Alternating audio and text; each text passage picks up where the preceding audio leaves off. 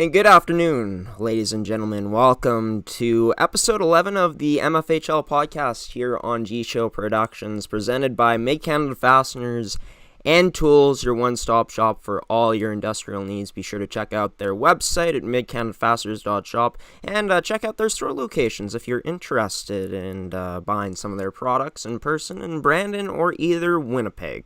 Terrico, thank you to them for sponsoring another edition of the show. Serving Manitoba producers for over 80 years. Be sure to visit their website at terico.ca to find out why they're so trusted in the agricultural industry. And to goaltenders, thank you to them for sponsoring another edition of this show. Gordy Tummelson Goalies.ca is where you can find more information about the service, which is your goalie's personal video review service. Basically, a one-on-one Zoom type of dynamic with an ex-Winnipeg Jets 1.0 goaltender. We were supposed to air this episode last night before the MFHL game day game that we broadcasted from the Hockey for All Center. I was thinking of coming back home and doing it, but honestly, it was late.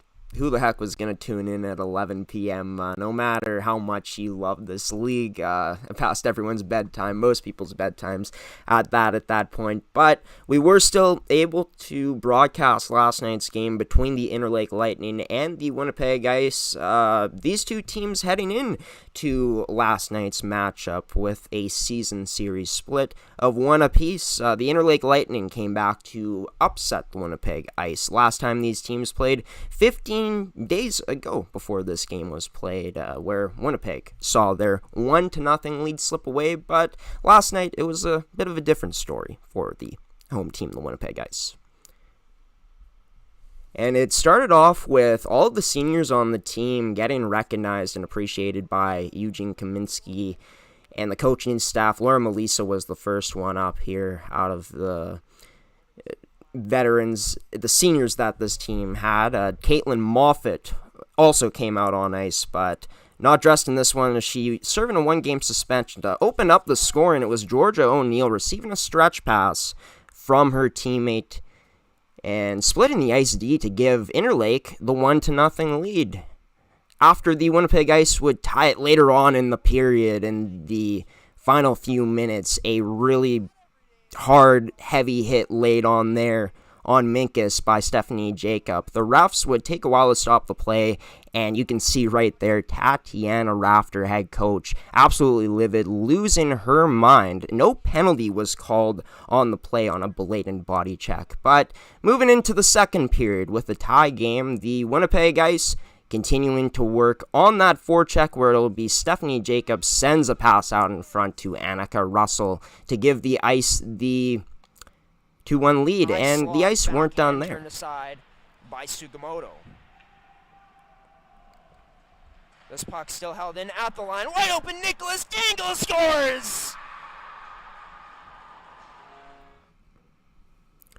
It's Chloe Nicholas scoring her 6th goal of the season. What a beautiful move there by the veteran. And the AP for the Winnipeg Ice even getting in on the action. Last night's player of the game, actually, in Kay Karen. She'll take a pass here in the slot area, picks up her own rebound to score. She gets a loud cheer from her team. The Winnipeg Ice would add on one more goal in the third period of that game, courtesy of Stephanie Jacob, to improve to now 18 3-3 on the season.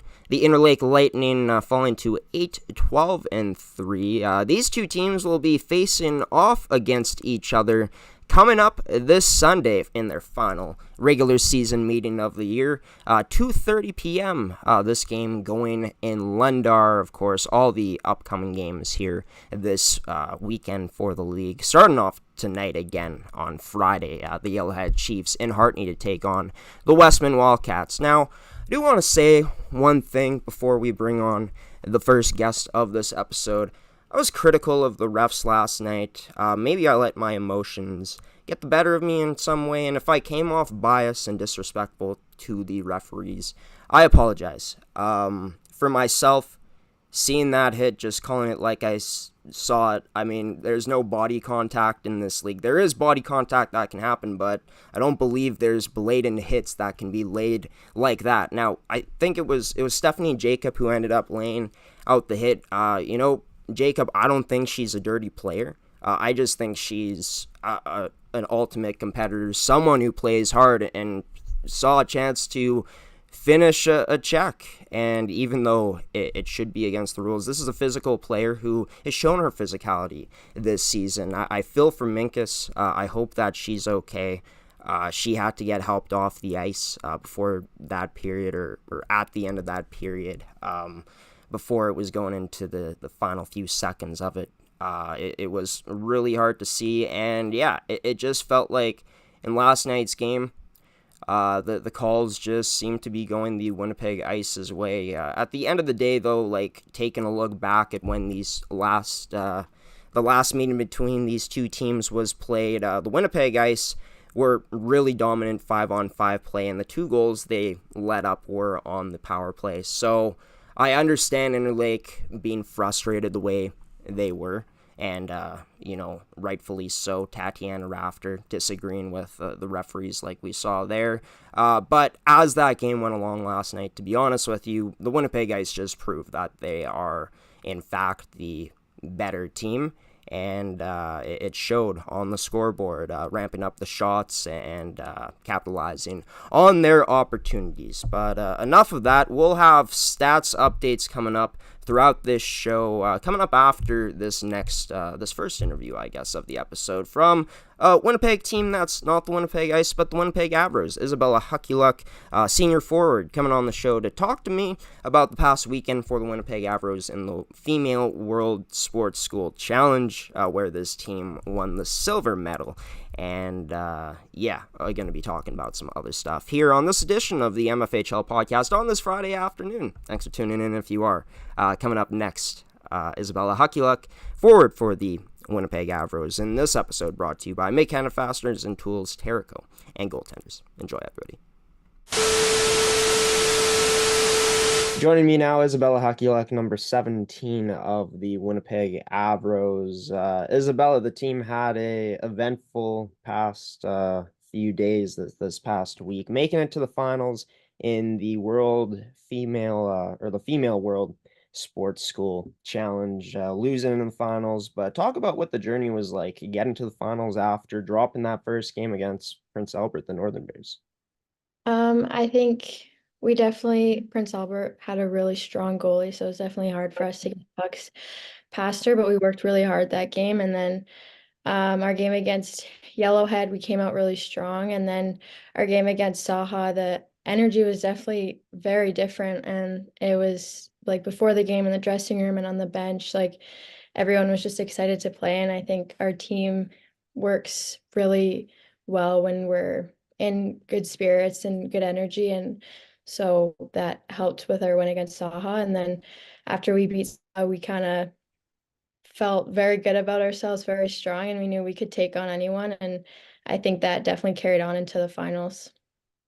Yeah, and beating the Rink Hockey Academy Winnipeg team to get there. A team that has been historically pretty consistent in terms of being a top team within the CSSHL standings. How huge was that for this team, of course, coming off of that confidence booster of beating Southern Alberta Hockey Academy? Yeah, I think we definitely let everything out on the ice for that rink game. It was a very tough game, especially being down.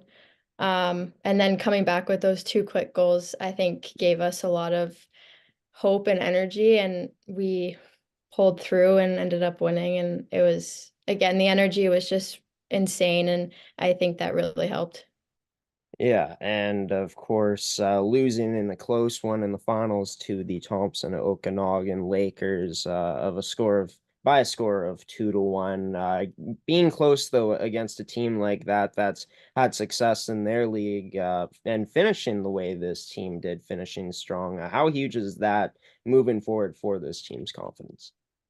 I think it definitely will help. We've proven that we can face any team really, and we just have to put our minds to it. And that team was very skilled and fast and very physical, and I found we kept up to it very well. And I think that if we can get past them, then we can get past anyone in our league. And yeah, we just have to keep playing how we played this weekend, and I think we can carry on and do well. Yeah, and for this Avers team, of course, struggling in MFHL play as the season has gone along, as you know, Isabella, but picking things up more recently, breaking a 7-game losing streak against the Westman Wildcats on January 14th. Of course, 2-1 in the past 2 games, beating the Central Plains Capitals. For this team, you feel like this is the step in the right direction again with how strong the showing was in this tournament to lead to maybe some more success again consistently in regular season play? I'm really hoping it does. I mean, we definitely went through a tough patch, but I think playoffs is also a whole new season, and especially this season, every team has caught us on surprise with what teams have beat what teams, and I think that we just need to carry on how we played this weekend and hoping that now that we know how good we can be, we can we can keep it going and do well in the playoffs.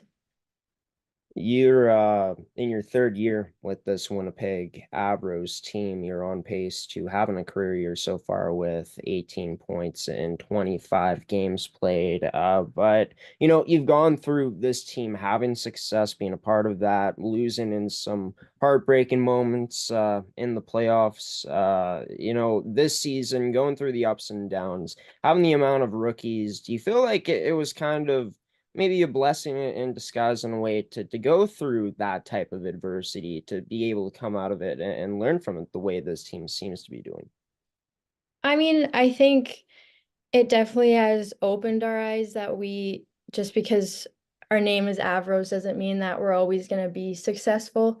I mean, there's going to be games where we're not going to win, and I think it definitely helped us, and we've also learned now how to play against these teams and what we need to do to beat these teams. And I think being a pretty new team this year, it's definitely been very different, especially juggling up the lines and trying different lines. And but I think our team can do really well in playoffs, and I think it's a really great group of girls who's always working hard, and everyone wants to win, and I think that's really important. Yeah, and one thing that's been strong with this Avers team and consistent throughout the years, and as you've come to learn throughout your 3 seasons, is how tight of a bond that whatever group of girls it may be has had that you've been able to be a part of, Isabella. But for yourself, like I said, on pace for a career year, coming off of a strong showing this past weekend for yourself individually, 5 points in 5 games played. How huge was that playing in front of the types of crowds that were there against the teams, any scouts that may be there, coming up in your graduation year, to have this impressive of a showing this past weekend at the Hockey for All Center? Um, I think, well, I mean, for me, tournaments, I feel like I always step it up. I find tournaments, I get very excited just to play different teams and play girls from different parts of either the country or even if we're down in the States playing girls from the States. I just find that so cool to be able to play girls who share the same interests in me. And um, I've committed to York University, so I knew that my coach was probably going to be watching a few games. So I think that also motivated me to do well, just to kind of show him that he picked me for a reason and that that I won't disappoint. Right, and I mean, you basically said it. You like to play in those big moments. Can you give even more context, though, for anybody that hasn't been able to see? Because we've had a chance to broadcast a few games featuring the Avros this season. Seems like you're a reliable player in both ends, but what type of player is Isabel Hockey like really for anyone that hasn't watched her and for the fans that are going to be seeing her playing for York University?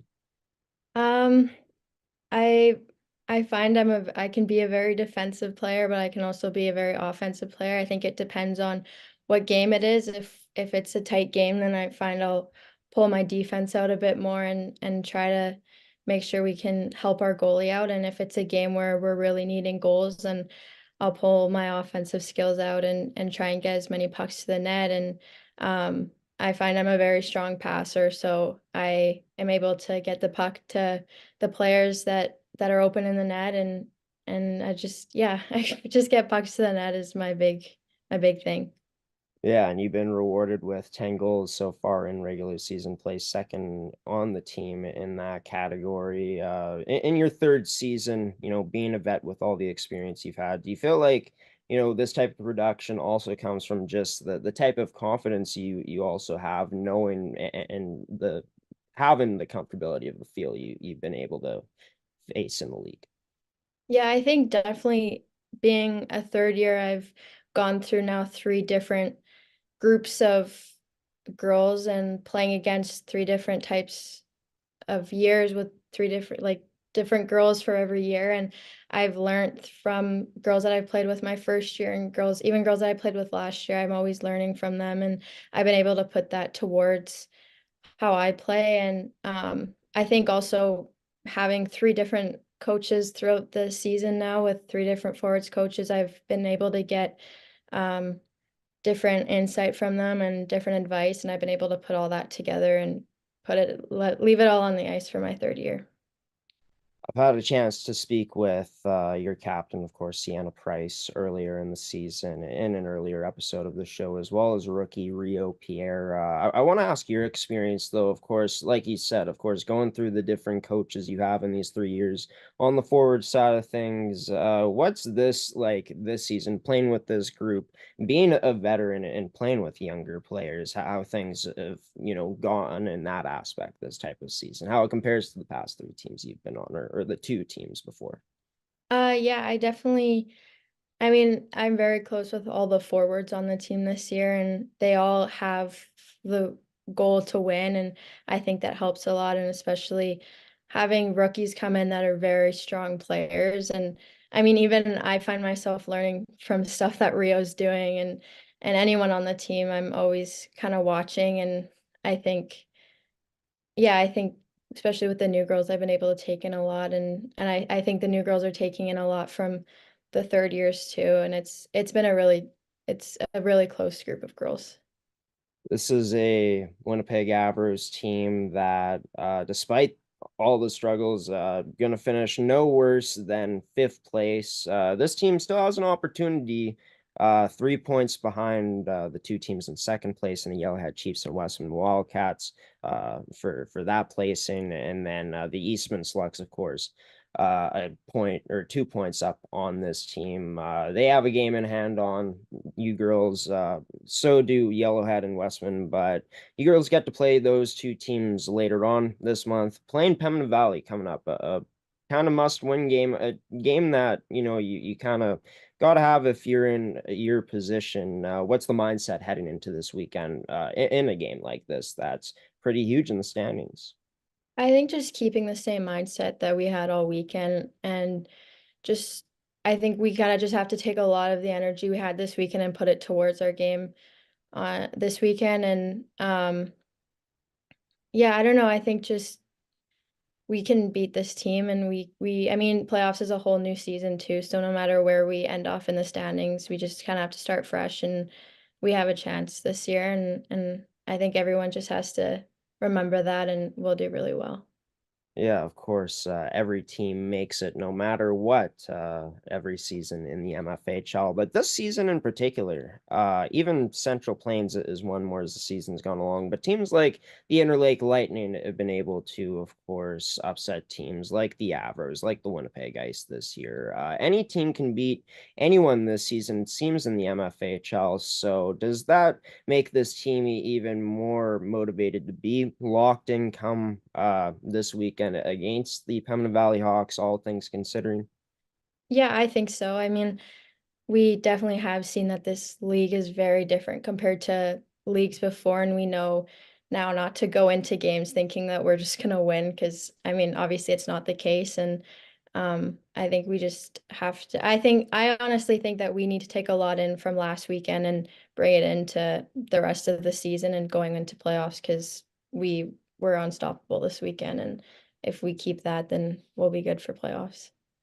Pembina Valley coming into that matchup with a 6-14-4 record. The Avros, of course, Isabella Huckuluk's team with a 14-9-2 record as this regular season going to be coming to a close soon. We're almost in playoffs. Going to be exciting to see what this Avros team can do come playoff time. Isabella, thanks for coming on the show and best of luck this weekend and moving forward, closing out this 2023-2024 regular season in the MFHL. Thank you so much for having me. And Isabella Huckuluk, number 17 of the Winnipeg Avros, having herself a great showing at the Female World Sports School Challenge. And to show you guys what ended up happening in terms of the stats, the scores in that tournament, from the final day, Eastman Selects falling short 5-4 in that bronze medal game to a very good RHA Winnipeg team. Shots were close in that one, even in the Selects' favor at 29-27. For the Avros, they got outshot 31-18 in their final matchup in that gold medal game, but still making the score close, losing by a score of 2-1. So the Avros coming away with the silver, Eastman finishing fourth. And as we take a look at the goaltenders here, the goalie stats, maybe it's just the Forsyth name that is given Denali Forsyth her superpowers that she has of not allowing any goals in that tournament, having a 1,000 save percentage, and with 2 shutouts. Dominance from her, and dominance really from that Thompson Okanagan Lakers tandem, as you can see. Reese Silskovic also in the goals against average category there for top 5. In terms of the player stats, it was Isabella Carrier having herself a fantastic tournament, the tournament points leader as well as the goals leader. And yeah, a lot of Eastman Selects there. They had a great showing at this past tournament at the Female World Sports School Challenge this past weekend at the Hockey for All Center, and I had a chance to speak to the leading scorer from this tournament, and Isabella Carrier, yesterday. It's a shorter conversation.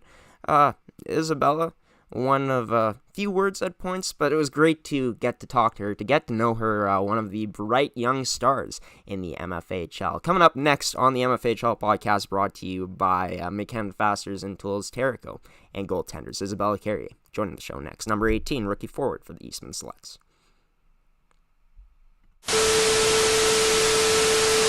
Rookie forward number 18 and the leading scorer for the Selects last weekend in the Female World School Sport Championship, Isabella Carrier. Isabella, it's great to have you on the show. The team coming off of a pretty successful weekend, all things considering, losing in the bronze medal game at the FWSSC to a very good Rink Hockey Academy Winnipeg team, but a game where the Selects battled. Speak about this past week and how huge it was for this team, banking off of this experience. Yeah, we had a really good weekend. We were putting up a lot of points playing our game. We ended up not getting the bronze, which was what we wanted, but overall we had a really good weekend. For yourself, you were able to have a lot of success, of course, leading the Selects in points throughout this tournament. How huge was it for yourself? You know, being a rookie this season, being able to find this success at this point in the year in a pretty big event, one that a lot of people were tuning in to watch. Yeah, us as a team, we were moving the puck well. We got tons of points just all together. My line, we put up a lot of points, and it was a good weekend. For yourself, you have 14 points in 24 games played this season in the regular season in the MFHL. You've been able to have some success. Talk about what it's been like being able to come on this team, the Eastman Selects this year, the U18 program, and to be able to have this type of success in year one. Yeah, it's been a great experience. The coaches and the vets have been awesome all year. It's been really good. What has it been like for yourself transitioning into this league in terms of the adjustments that you felt you've had to make in your game? Yeah, the game this year is a lot quicker and a lot more body contact. So you gotta move the puck quick or less dangles and stuff. Where would you say that that's somewhere where maybe you've kind of improved your game in terms of just getting smarter in terms of knowing when to dangle rather than making a more simple play? Yeah, it's definitely helped me. Coaches have had to remind me a bit, but it's been good overall. Yeah, but that's still great that they've been able to give you some freedom to still use your creative skill set out there. And seems like Yeah. the coaching staff, Todd Mason, and the rest of his crew are getting the most out of this team this season. 15-7-2, of course, fourth place finish at the FWSSC. But how special has it been for this year to come together with this team, the whole group, the rookies and the vets, to deliver one of the best seasons that Eastman's ever had in franchise history? Yeah, we've been really good this year. A lot of positivity. Yeah, we've been putting up good numbers. Yeah. Could you speak more about playing for Todd Mason, what it's been like playing, learning his systems and how that's been able to help this team find success? Yeah, he's definitely strict, but he's still kind to us, and he has a good hockey IQ. He knows what plays to do and when to execute them. So it's been good. I've learned a lot of things from him. So rookie for yourself, coming into a team where obviously there's a good amount of rookies, but a good amount of returning players as well. Is there a player that's kind of taken you under their wing, or is it a whole collective effort from the vets to welcome everyone into this year's squad? Yeah, I get along with all my vets. All of them are awesome. They're great assistants. It's been a really good year. This selects team has beaten a lot of top end teams this season, like the Winnipeg Avros, the Winnipeg Ice, most recently in MFHL play, beating the Yellowhead Chiefs. Some struggles, of course, against the Westman Wildcats. But how Yeah. huge is that for the confidence, knowing that this group of girls, yourself included with them, can go out and give these top teams a run for their money this year?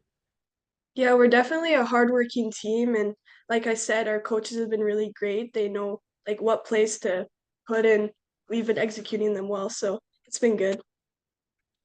For yourself, of course, this being your rookie season, a lot more opportunity for you to play in years coming up in the league. Is there a goal that you've kind of set for yourself in this rookie season that you want to accomplish by the end of this year, or have you set a goal for yourself in terms of a career goal that you want to, have things accomplished with this Eastman Selects team when it's all said and done? Well, as a team, we my goal has been obviously to win the whole thing, and we keep working hard, keep putting up points, and working well as a team. This weekend coming up for this team, Isabella, only one game on the schedule against a tenacious Interlake Lightning team, a team that's also given the top teams a run for their money this season. This selects team is now considered one of those top teams. So with a hungry Interlake Lightning team coming in, what's going to be the mindset, the preparation heading into this single game with a big 2 points on the line? Just keep working hard, just play our game, move the puck. Yeah, just do what we know what to do. What's the week of preparation been like for yourself so far at this point? What's gone into that? Our coaches gave us the day off yesterday just to like recover from the big weekend, but we have a big practice tomorrow, so we're getting ready for that and working hard. Well, great to hear that Todd Mason and the rest of the crew given the selects team the day off after a well-earned day off this past Yeah, weekend with their success at the FWSSC. Isabella Carrier, number 18, rookie forward for the Eastman Selects, joining us on this edition of the MFHL podcast. Isabella, best of luck to you and the rest of the team coming up this weekend in Lundar against Interlake. thank you. And Isabella Carrier, rookie forward for the Eastman Selects, number 18 and leading scorer, point getter from the Female World Sport School Challenge from the Hockey for All Center. Round of applause for her. I'm not going to clap myself because, I don't know, kind of awkward, but great to have Isabella on. And yeah, like I said, her answers were shorter compared to some players I've had here on the show, but fine with me. I mean, her first time doing one of these interviews, or one of her first times doing an interview like this. Glad to have her on the show, one of the up-and-coming stars in the MFHL. And if we take a look at her points, she's fourth on the team, tied fourth on the team in regular season points with 14 in 24 games. In terms of Isabella's total production this season, and where she ranks, she's third on the selects with 33 points in 43 games played. Of course, this episode brought to you by goaltenders Mid-Canada Fasteners and Tools and Terrico. Going to one more transition here. Well, the second last transition of this episode, where I'll have some news in terms of who's committed where recently in the MFHL, and the updated stats after last night's game, and what's coming up in the league here in the MFHL for this upcoming weekend, as the regular season will be over before we know it. Coming up here soon on G-Show Productions is where you'll be able to catch all the action and more here coming up next on the MFHL Podcast, brought to you by our wonderful sponsors and goaltenders, Mid-Canada Fasteners and Tools, and Terrico. We'll be back, myself, Graham the G-Show, Forsyth solo, after this transition. Stick around, everybody.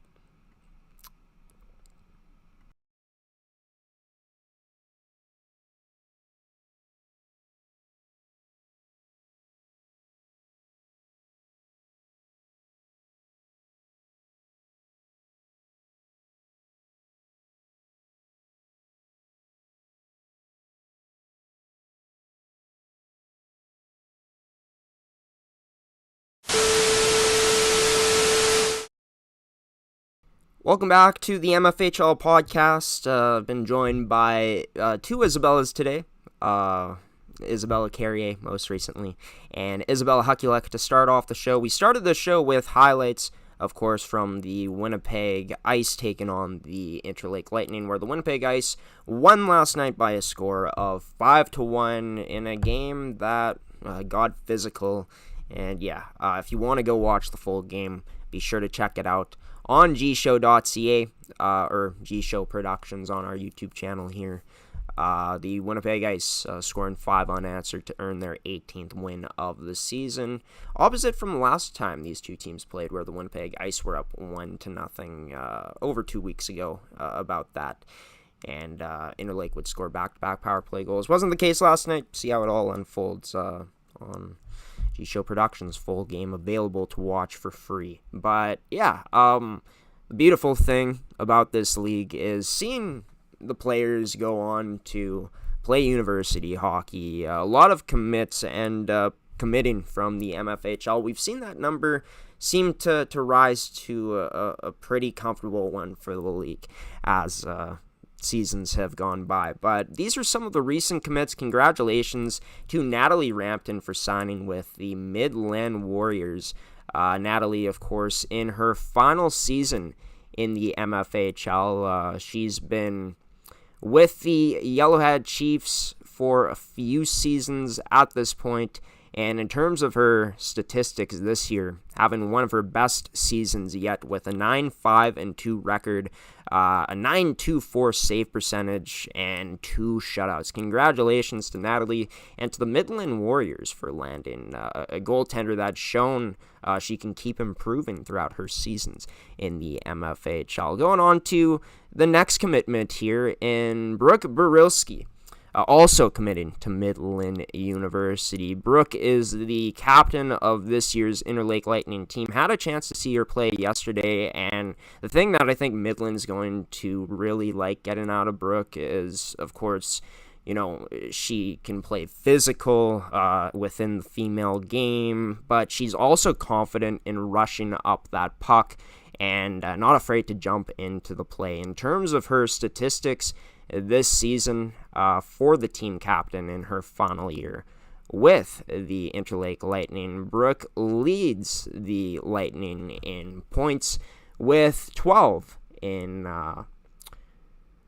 23 games played. Actually, she's a center, but yeah, my bad about that. Brooke is a center, not a defenseman, but I think Interlake's also used her sometimes on the back end. On the power play, I believe she plays there. So reliable player, all ends of the ice, and a skilled player that Midland is getting her, as well as Natalie Rampton. Moving on to the Tommies, St. Thomas University, landing Caitlin Moffat, defenseman for the Winnipeg Ice. Probably Winnipeg's best defenseman on the roster. When taking a look at the season she's having this year on a stacked blue line that also has the likes of Meg Farmer, Brianne Compte, Aaliyah Texiera, of course, Avery Lazarenko, who's second in defensive scoring on the team. But in terms of Caitlin Moffat, she has 16 points in 23 games this season, 5 goals, 11 assists, actually tied with Lazarenko in terms of points. Caitlin Moffat, a defenseman who can do it all, one of the best shutdown defensemen in the league as well, who also has an offensive side to her game. So St. Thomas University, the Tommies, getting a fantastic player that could very well make an impact early on right away there. And that's going to do it for the commitment news right now. Follow us all season long here until the end of it on MFHL Podcast episodes from week to week, as we'll be announcing the most recent commitments from the league. But in terms of what's coming up this weekend in the MFHL, starting off with tonight, it's the Yellowhead Chiefs taking on the Westman Wildcats in Hartney. 4 games on tap for Saturday. All 8 teams will be in action. And, of course, Interlake and Winnipeg going at it again in Lendar for a final time this regular season at 2:30 p.m. Let's take a look, check out the stats leaders at this point in the season. Nothing's really changed at the top here. Stephanie Jacob, 40 points in 23 games played. The most in the league, leading the next best by 12, which is her teammate in Chloe Nicholas. Rio Pierre, Celine Wozni also in that top 3, still tied top 3 in points with each other, with them playing on the same team, both of them being rookies as well. Hannah Ray rounding out the list there. Moving on to the goal leaders, it's still Stephanie Jacob way ahead. Ivy Perkin has half of what Jacob has there in one more game played. This list has grown throughout the season, though, ladies and gentlemen, as there's more names here tied within the top 5.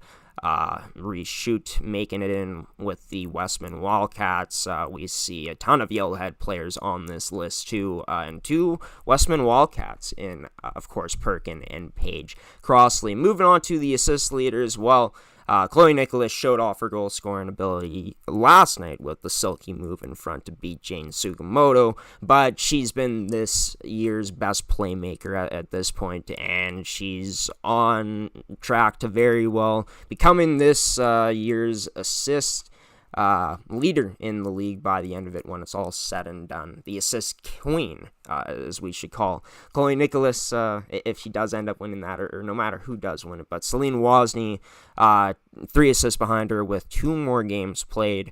Avery Lazarenko, of course, up there in the top 5 in assists as well. Hallie Franklin in there as well, a defenseman from the Westman Wildcats. So some good variety in terms of the top playmakers in the league this year in those totals. And finally, to the goaltenders, Laura Melisse becoming the wins leader in the MFHL last night with her 11th win of the season. 11 wins, 2 losses, 1 loss in extra time this season, and 3 shutouts there. Addison Tomes has been impressive too, and of course Danica Averill has jumped up this list as the season has gone along. Averill is actually the only one without a shutout on this list, but she has the not the least best save percentage on this list. Natalie Rampton's is still great, but .924 in terms of that regard, coming in bottom ranking. And of course, the one with the best save percentage on this list, Addison Tomes, at .924. Check out MFHL U18 AAA.com for more updates in terms of checking out stats, scores, upcoming games, past games, and with playoffs coming up, ramping up, the schedule should be revealed very soon here in the next few weeks for all 8 teams that will be competing. As we take a look at the standings once more, the Winnipeg Ice up 6 points now heading into the weekend, but the standings have really tightened up there in the top 5 as we see. Even the Winnipeg Ice don't have as big of a lead as they once have had, and they don't have the easiest schedule to end off the year. They'll be playing, of course, the Lightning coming up, and also teams like the Westman Wildcats and the Yellowhead Chiefs will be on the schedule. It's fantastic to see as we go down the stretch here in the 2023-2024 MFHL regular season with playoffs on the horizon. And Eugene Kaminsky was saying this to me yesterday, and I think it speaks volumes. Him being the coach of the number 1 team in the league, saying that he doesn't believe there's a clear favorite this season like there has been heading into playoffs in previous years. So it's going to be more updates, more player interviews coming up next week, everybody. This is about going to conclude the show. I'll be back for some final words here coming up next after this transition on the MFHL Podcast on gshow.ca and gshow Productions. Well, you made it to the end of the MFHL Podcast, doing an afternoon episode this week. Had some troubles getting this thing going yesterday with the poor layout, if you saw on our Instagram. Believe we posted it on our Twitter as well. Don't believe we posted it on Facebook, but had to notify everybody. Couldn't do the podcast before the game like we were intending to last night because the layout wasn't the best for it. Was going to do it last night, but got too late, so was happy to be here this afternoon to bring you this episode. It's coming to an end now. I've been your host, Graham the G Show Forsyth. Thank you for tuning into this one, everybody. If you did enjoy it, be sure to subscribe and turn on notifications so you don't miss any future episodes. The next edition of the MFHL Podcast will be coming out next Wednesday night at 8 p.m. Central Time. We're putting it an hour back, just so it's not as late for viewers to watch. I know, I'm not sure who, but some may be busy with something else later in the evening or getting ready for work the next day, whatever it may be. Putting it an hour back. Stay tuned for the updates and the details on who's going to be on next week's episode. If you want to have a certain guest come on here, you want us to ask a certain guest to come on here, be sure to leave some comments as well of who you'd want to see on the MFHL Podcast interviewed that we haven't already had on. Or maybe you want someone on again that would be a returning guest. Let me know in the comments down below. We'll make it happen. Thank you to Mid-Canada Fasteners and Tools Terrico and Goaltenders for sponsoring this edition of the show. Like I said, MFHL game day last night. A ton of fun to call that game. It got chippy, got physical at points. The Winnipeg Ice went in 5-1, of course, as mentioned. Be sure to check out the full game right now. It's out on G Show Productions on our YouTube channel.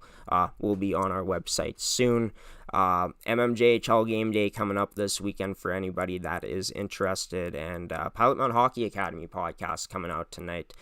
For those of you that may want to tune in, that one comes at 8. But for this podcast, for episode 11, this is going to do it. Like I said, I've been your host, Graham the G Show Forsyth, giving you the salute, peacing out, and saying so long, everybody. Oh, and by the way, thank you again to Isabella Huckyluck and Isabella Carrier for joining this edition of the show. Have a wonderful weekend, everybody. Check out our website, our social media pages, of course, for any updates for next week's show. And I hope you guys have a safe and wonderful weekend. I'll see you next Wednesday, everybody. Take care.